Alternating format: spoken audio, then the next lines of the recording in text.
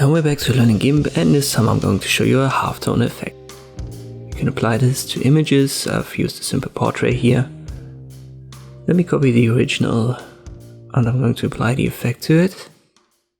So this layer is active, then I go to filters, distorts, and there we've got the newsprint.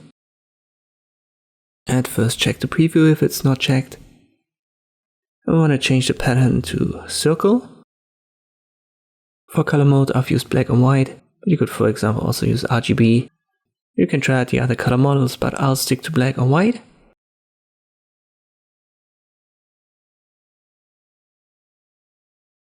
The period adjusts the size of the circles.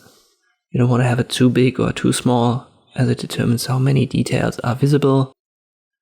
Let me pick for example like, 14, 15 value like this. The angle, right now it's set to 75 degrees. You can adjust it and you can see these circles, they are rotated then. You can use the scale, this clock icon, or simply type it in. I'll stick to 75, confirm via enter.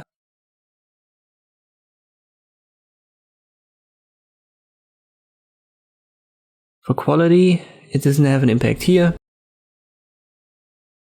So we can just keep it, and the effects I will leave them unaffected for the simple halftone. Let me show you what it does. For example, turbulence.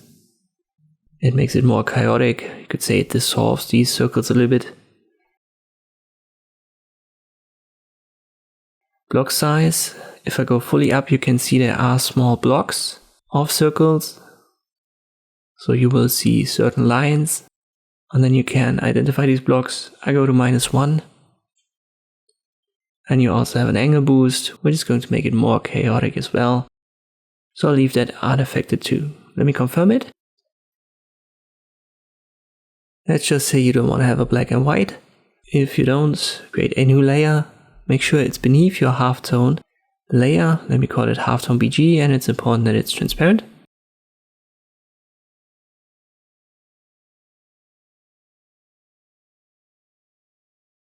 Now I click on the halftone. I go to colors right here, and then I use color to alpha.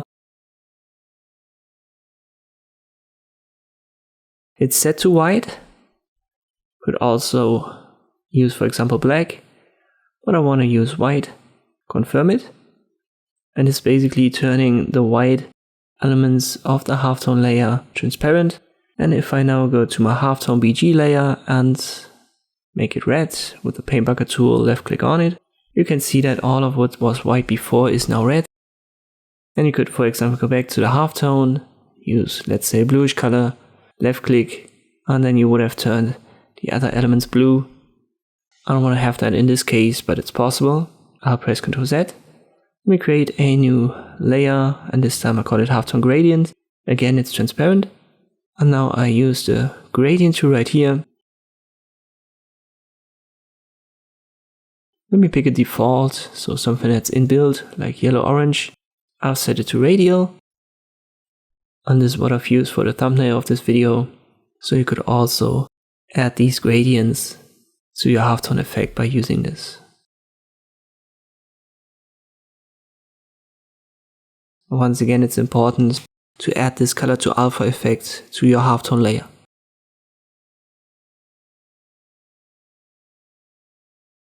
And this is how you can create a halftone effect in Gimp. I hope this video was helpful. Thank you for watching, and I'll see you next time.